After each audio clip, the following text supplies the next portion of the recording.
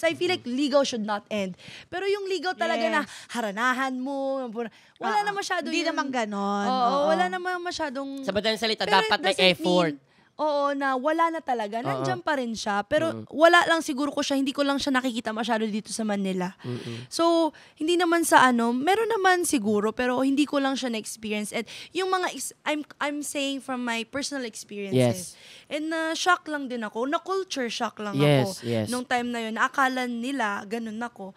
Pero hindi ako ganun. Pero it's still my decision. Totoo. Even if ganun yung tingin nila sa akin, it's still in my, I'm still the one making the decision. So, okay pa naman. Kontrolado pa rin naman lahat.